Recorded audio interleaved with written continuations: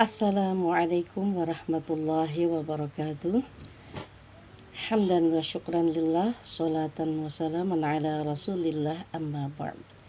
Subhanaka la ilma lana illa ma 'allamtana innaka antal alimul hakim.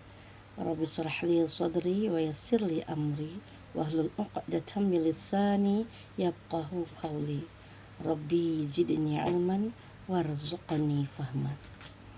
Alhamdulillah kita masih dipertemukan, dan ini adalah pertemuan terakhir untuk semester ini untuk mata kuliah agama Islam ya. Sebenarnya masih banyak makalah yang belum tersampaikan kemarin, tapi Ibu ambil yang Ibu anggap urgen saja, yaitu tentang hikmah ibadah-ibadah seperti sholat, zakat, puasa, dan haji. Namun nanti kita lihat sampai di mana saja pembahasannya, karena waktu kita hanya 100 menit ya.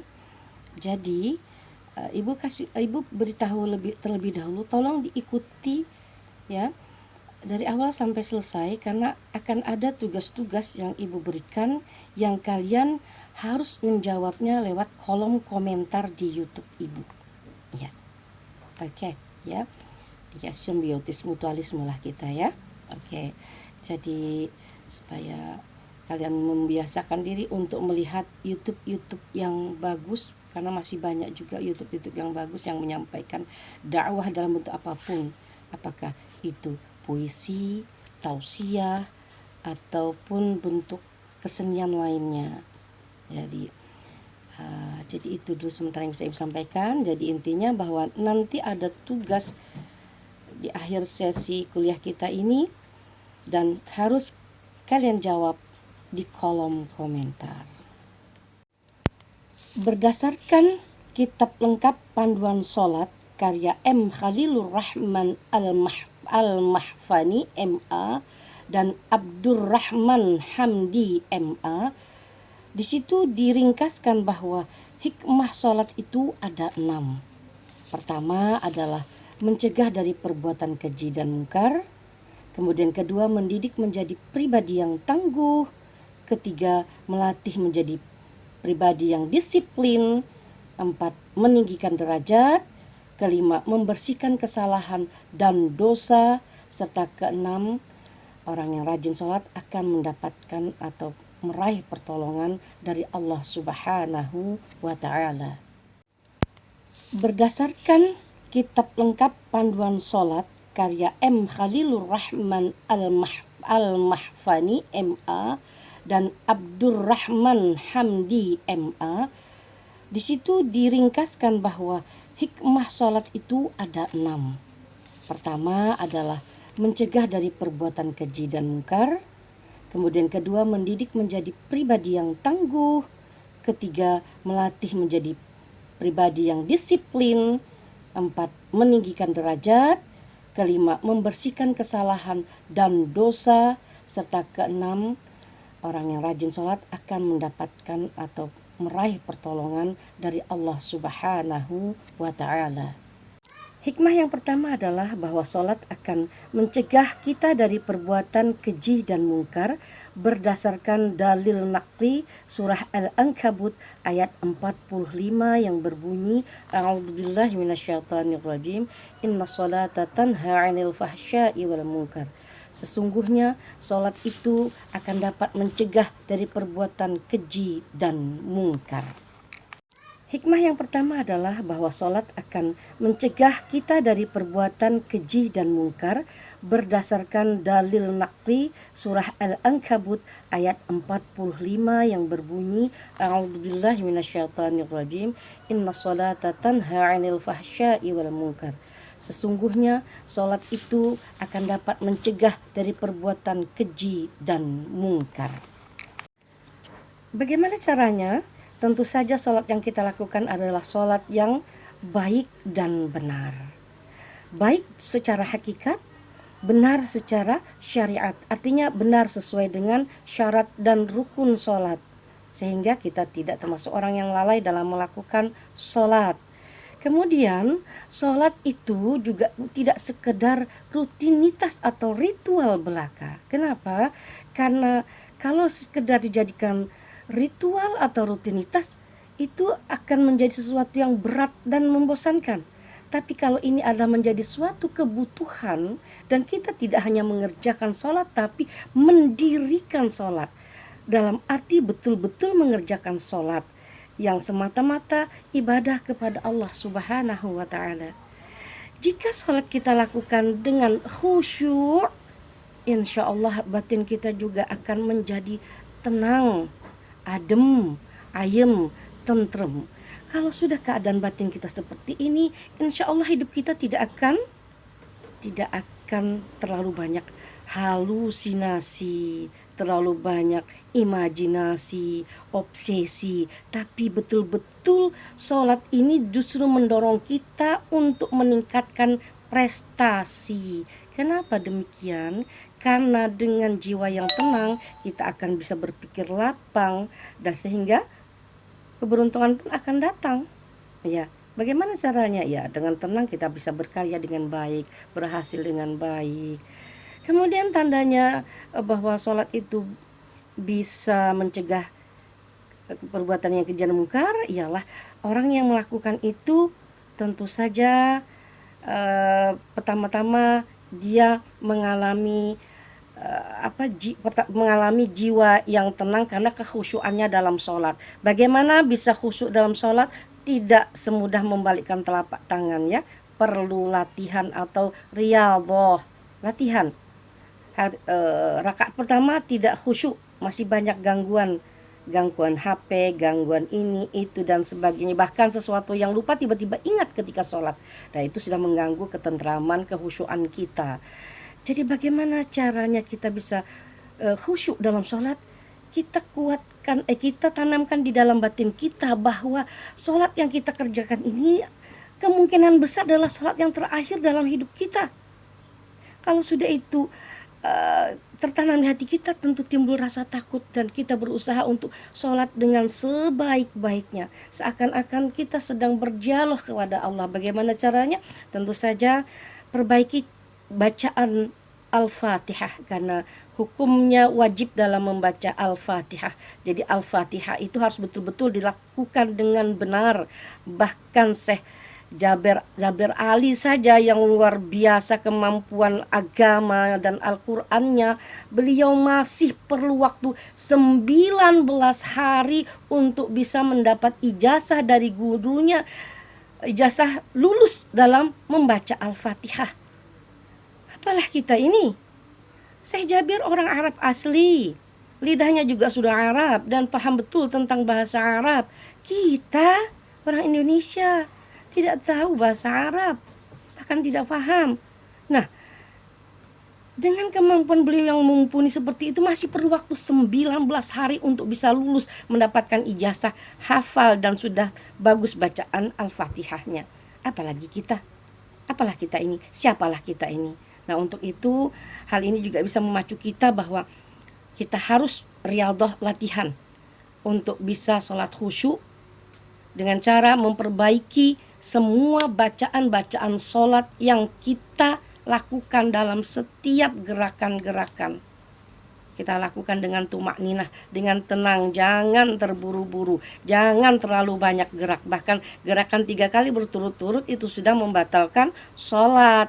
Nah, kalau tidak tahu hukumnya ini kan, bagaimana bisa benar sholatnya? Jadi perlu ilmu khusus untuk mempelajari sholat yang baik dan benar, sehingga menghasilkan sholat yang khusyuk, yang pada akhirnya akan menjadi tameng kita, benteng kita untuk terhindar dari perbuatan keji dan mungkar. Dari sekarang mulailah belajar.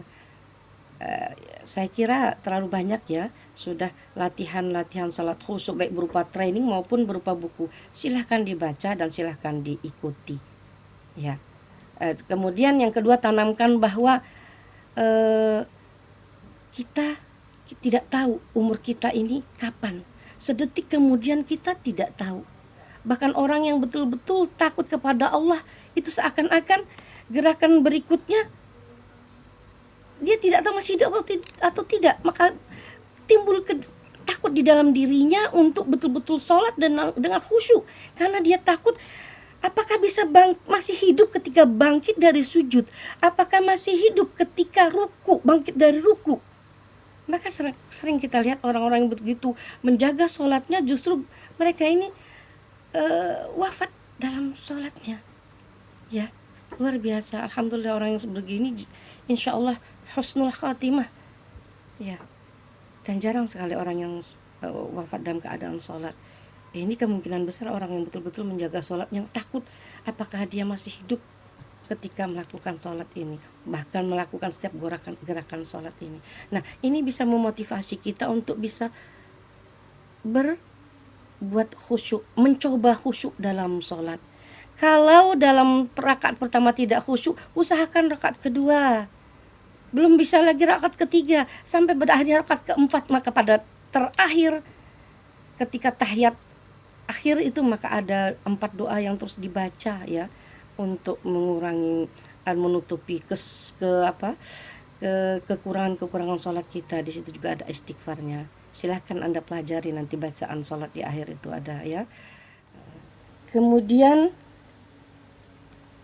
hikmah sholat yang kedua adalah mendidik menjadi pribadi yang disiplin. Dari mana pangkalnya kedisiplinan ini? Pangkalnya adalah ketika kita sudah pandai untuk membagi waktu kita. Karena sholat itu adalah sudah ditetapkan waktu-waktunya, tidak sembarang sholat. Waktu asar ada waktunya, isya, subuh, maghrib, dan semuanya ada waktunya. Tidak boleh kita sholat asar di waktu maghrib, kecuali ada sesuatu yang membolehkan itu, seperti seorang dokter misalnya, karena tidak bisa meninggalkan pasiennya. Kalau ditinggal pasti akan terjadi kematian, dia boleh mengqadha, jadi bisa melaksanakan sholat asar di waktu maghrib ya, mengqadha sholatnya. Jadi kedisiplinannya ada terletak pada bagaimana kita menempatkan waktu tepat di tempatnya masing-masing. Sholat subuh, sholat zuhur, asar, maghrib, dan isya, semuanya ada tempatnya khusus. Dan bila kita sudah disiplin dengan waktu ini, maka otomatis ini akan mendasari sikap kita berikutnya untuk tetap disiplin. Disiplin waktu dan disiplin semuanya. Jadi inilah maksudnya bahwa sholat itu akan menjadikan kita pribadi yang disiplin. Kita berusaha untuk meletakkan sesuatu pada waktunya, pada tempatnya. Al-waktu kasyaif, kata orang Arab, waktu itu ibarat pedang. Pedang ini fungsinya 2, bisa positif juga bisa negatif. Positif dia jika digunakan untuk sesuatu yang berguna, digunakan untuk membelah kayu bakar, memotong ikan, untuk memperbaiki kehidupan kita. Tapi dia juga akan menjadi negatif kalau kita gunakan tidak pada waktunya, misalnya untuk na'udzubillahi min dzalik, membunuh atau dan sebagainya. Nah, jadi pandai-pandailah kita menggunakan waktu ini, dan dalam sholat sudah diajarkan untuk disiplin waktu itu. Kemudian hikmah yang ketiga adalah melatih menjadi pribadi yang tangguh. Tangguh dalam arti apa? Ini sesuai dengan dalil surah Al-Ma'arij ayat 19 sampai 23 yang artinya, sesungguhnya manusia diciptakan untuk bersifat keluh kesah, lagi kikir.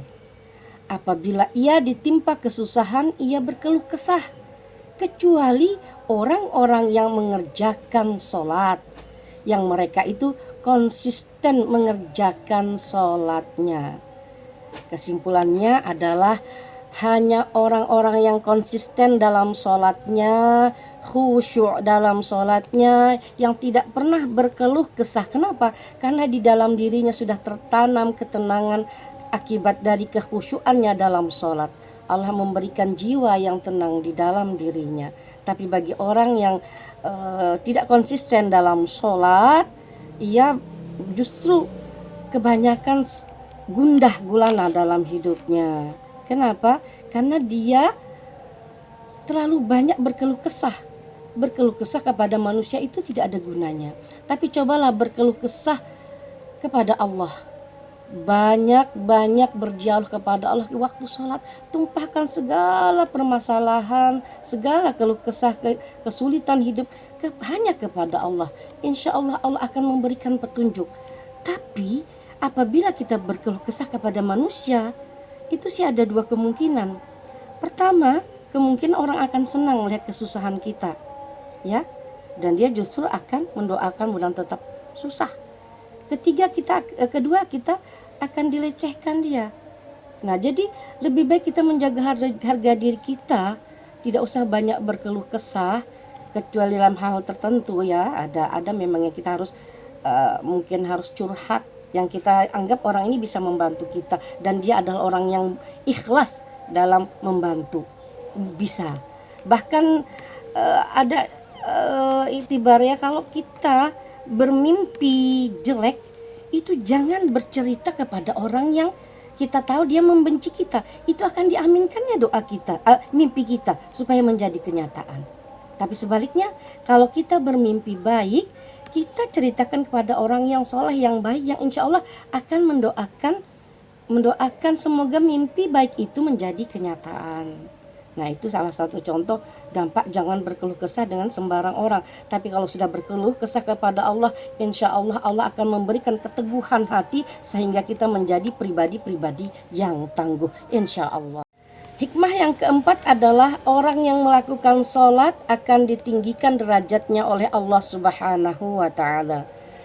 Allah akan meninggikan derajat dan menghapus kesalahan orang yang melaksanakan sholat. Rasulullah Shallallahu Alaihi Wasallam bersabda yang artinya, hendaknya engkau memperbanyak sujud kepada Allah, karena engkau tidak sujud kepada Allah satu kali, melainkan Allah akan mengangkatmu satu derajat dan menghapuskan satu kesalahan dari dirimu. Jadi setiap kita sujud, Allah akan menghapuskan dosa dan kesalahan kita dan justru dinaikkan lagi satu derajat hanya dalam satu kali sholat. Kalau dalam sehari semalam kita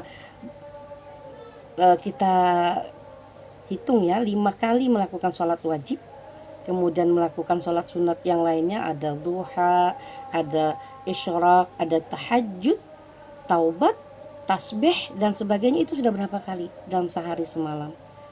Kenapa kita kadang berpikir berat sholat? Iya, kalau sholat itu dilaksanakan sebagai rutinitas atau ritual belaka, sangat berat walaupun waktunya hanya 5 menit. Tapi kalau itu dianggap adalah suatu kebutuhan kita butuh Allah, kita harus ketemu Allah, maka kita justru merindukan waktu-waktu sholat itu untuk mengadu curhat kepada Allah. Insya Allah Allah akan mendengar. Kata Allah, ud'uni astajib lakum, berdoa kepadaku pasti akan aku kabulkan. Jadi disinilah letak tingginya derajat orang-orang yang sholat, karena setiap satu kali sholat dihapuskan kesalahannya, bahkan ditambah derajatnya satu. Nah, waktu kita ini kan ada 24 jam ya. 24 jam itu Imam Al-Ghazali membagi menjadi 3. Pertama adalah waktu untuk beribadah, 8 jam pertama, 8 jam kedua untuk bekerja, 8 jam ketiga tidur. Karena menurut ilmu kesehatan tidur yang cukup itu ya sekitar 6-8 jam ya. Oke. Cobalah kita hitung berapa lama sih kita sholat itu. Kalau diakumulasi semuanya nggak ada 2 jam, nggak ada, bahkan 1 jam pun tidak ada, kecuali ditambah dengan sholat sunat yang lain. Lalu 6 jam kemana? 6 jam ini akan sia-sia saja, padahal kalau digunakan betul-betul untuk beribadah, sholat, berzikir, itu luar biasa. Insya Allah kehidupan kita akan tenang, setenang-tenangnya. Kemudian hikmah yang kelima adalah orang yang melakukan sholat itu hatinya akan dibersihkan dan kesalahan dan dosanya akan dihapuskan. Dengan sholat Allah akan mengampuni dosa-dosa yang ada di antara satu sholat dengan sholat berikutnya. Sholat yang dapat membersihkan diri dari kesalahan dan dosa yang dilakukan secara sengaja ataupun tidak sengaja. Orang yang sholat dengan khusyuk akan selalu berusaha untuk menjaga lahir dan batinnya untuk tetap bersih dan tenang. Dia tidak akan suka melihat atau melakukan suatu pekerjaan yang sia-sia atau buruk. Jika dia sudah menjaga batinnya bersih, tenang, implikasinya juga akan berdampak pada kehidupan sehari-harinya. Dia tidak suka melihat rumah yang kotor, pakaian yang kotor, lingkungan yang kotor, dan akhirnya dia berusaha juga untuk menjaga lingkungan rumahnya, pakaiannya untuk tetap bersih, ya. Jadi implikasi yang orang yang sholatnya khusyuk akan berdampak pada lahirnya juga. Nah, ada orang mengatakan, Bu, itu loh sholat tapi tetap saja melakukan dosa. Ya, kita berbaik sangka saja. Syukur dia sholat. Sholat saja dia masih begitu, apalagi tidak sholat. Tentu dia akan membuat berbagai macam huru hara. Nauzubillahi min zalik. Jadi tetaplah kita menjaga hati kita, menjaga kebersihan hati kita, yang berdampak pada kebersihan lahir kita juga. Kemudian hikmah yang keenam adalah orang yang sholat akan mendapatkan pertolongan Allah. Ya, ketika sholat seorang hamba berada pada posisi yang sangat dekat dengan Allah. Ya, seperti jidat yang menempel di bumi, begitu dekat pada Allah. Jadi apapun yang kita minta pasti akan diberi oleh Allah. Jadikanlah sholat dan sabar sebagai senjatamu. Jadi minta pertolongan Allah dengan cara sholat, dan sholat. Sholat yang benar akan mendatangkan kehidupan yang benar juga. Jadi jangan malas untuk sholat, karena ingat sholat itu adalah amal yang pertama yang akan dihisab oleh Allah di yaumil qiyamah nanti. Demikian hikmah, ada 6 hikmah sholat sebagaimana yang dirangkum dalam panduan sholat karya M. Halilur Rahman Al-Mafhani MA dan Abdurrahman Hamdi MA.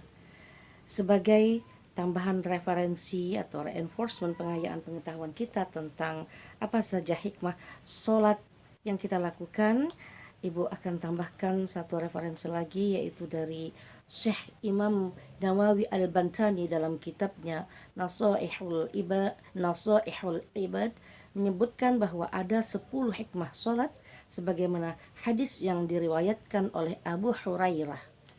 Rasulullah sallallahu alaihi wasallam bersabda, "As-salatu imaduddin wa fiha asru khisalin, zainul wajhi wa nurul qalbi wa raqatul badni wa unsun fil qabri wa munzilur rahmati wa miftahus samai wa siqlul mizani wa mardatu rabbi wa samanul jannatu wa hijabum minan nar faman aqamaha faqad aqamad din faman tarakaha faqad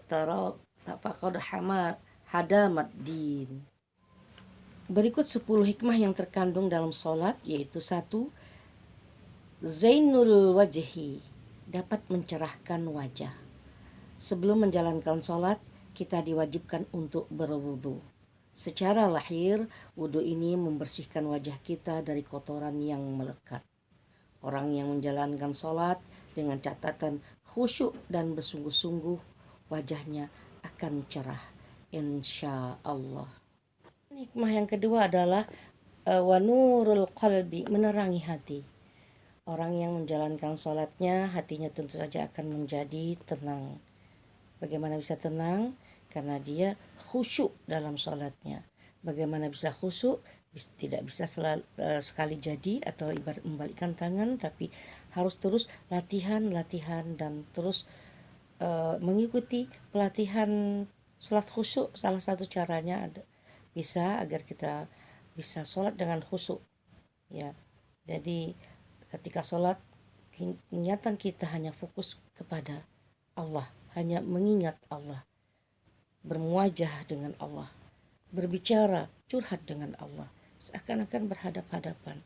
Itu yang membuat hati kita menjadi tenang, sehingga membuat wajah kita menjadi bercahaya.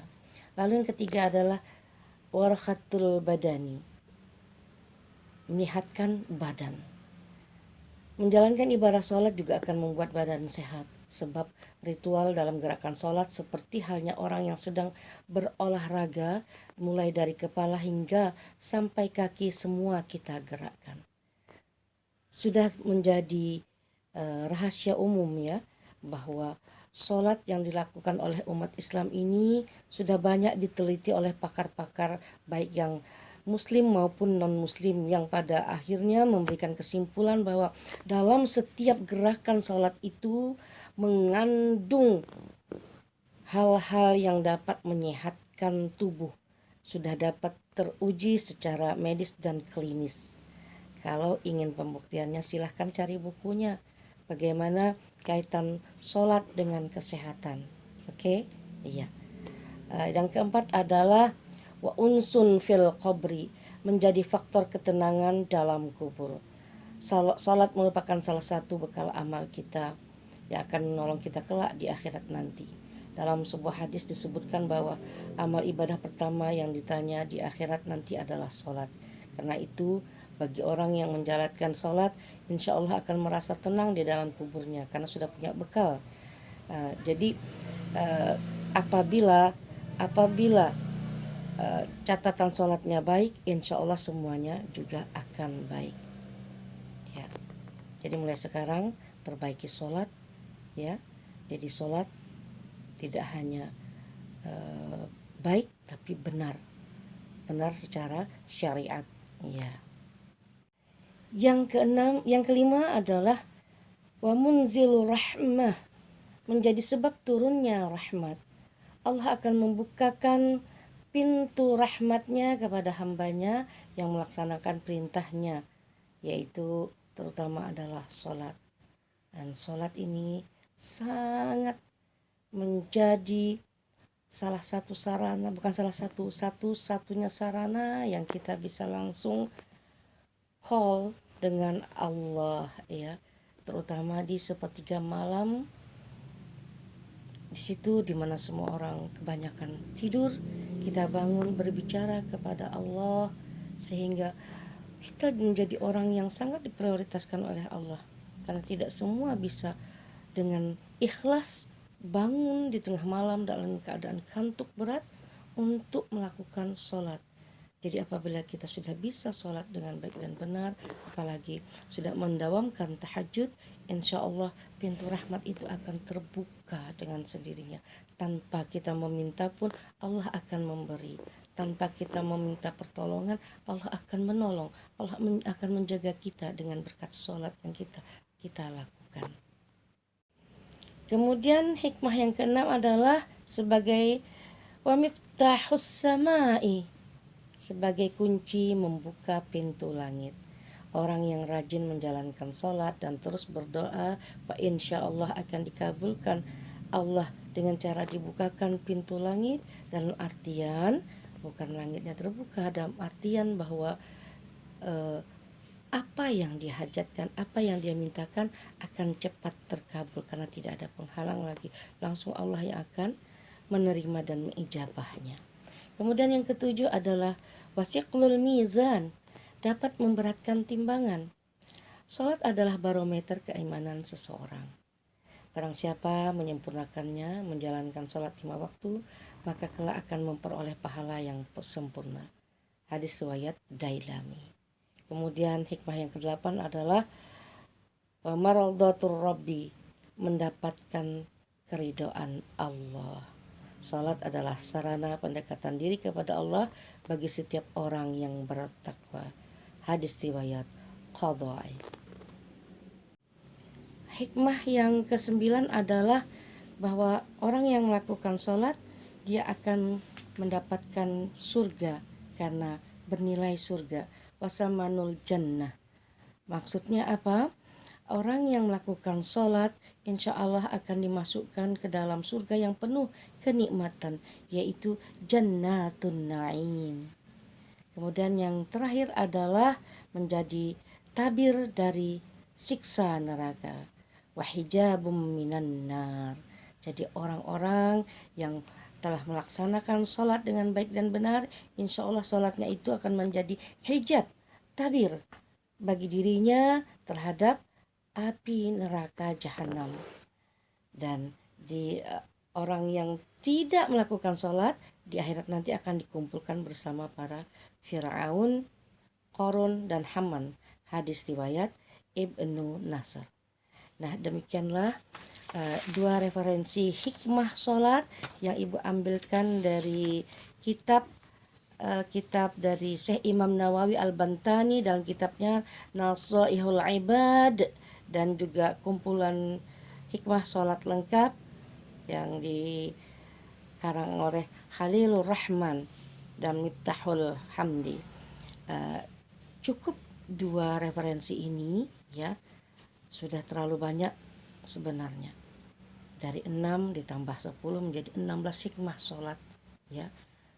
Kalau kita betul-betul menghayati bahwa perintah sholat ini begitu banyak hikmahnya bagi hidup dan kehidupan kita, tentu kita tidak akan mau lagi meninggalkan sholat, bahkan berusaha untuk tepat sholat.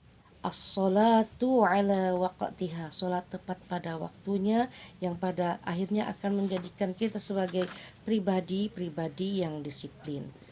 Satu saja yang bisa kita cermati sebagai insan-insan akademis kesehatan ya, baik itu ARS maupun kebidanan, bahwa salah satu hikmah tadi adalah menyehatkan badan.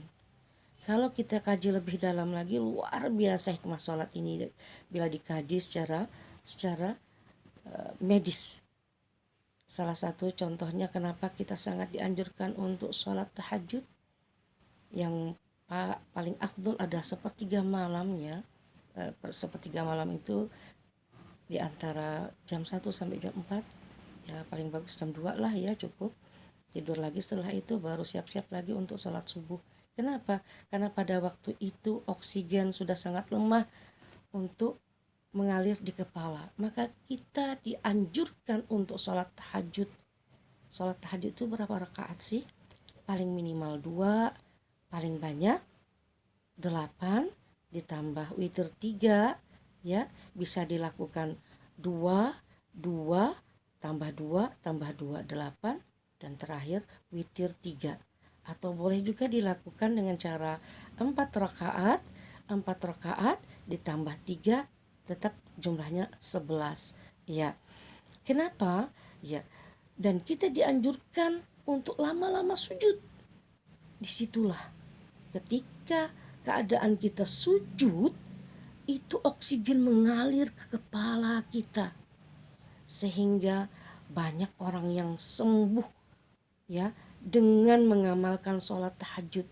Karena intinya dalam tubuh kita ini, apabila oksigen berjalan dengan lancar, maka aliran darah pun akan berjalan dengan lancar. Kesehatan kita insya Allah tidak akan terganggu. Walaupun sakit, insya Allah juga akan cepat sembuh.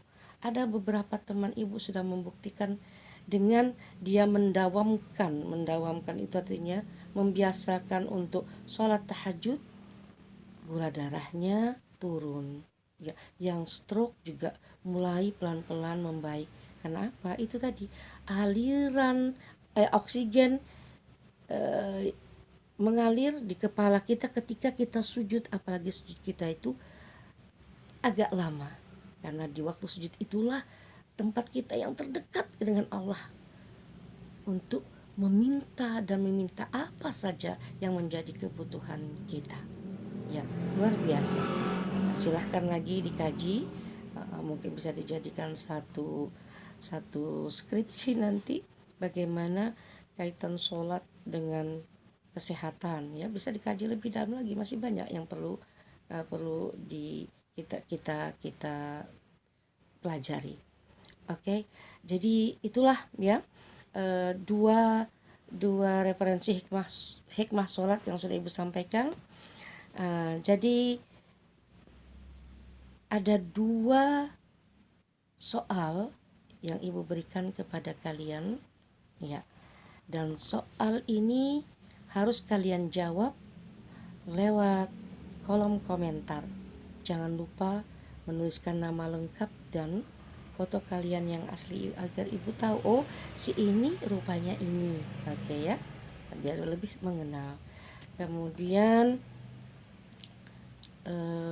setiap sesi nanti ada lagi pertanyaannya, karena 5 esai yang akan Ibu berikan, Ibu bagi dalam 4 sub pembahasan.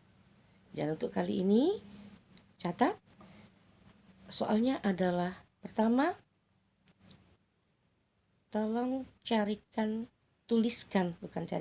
tuliskan nas Al-Quran ya, surah Al-Ahzab ayat 19 sampai dengan 23. Al-Ahzab ayat 19 sampai 23. Ya. Itu sudah ada tadi Ibu jelaskan hikmah apa terkandung di dalamnya, silahkan dilihat kembali. Kemudian yang kedua adalah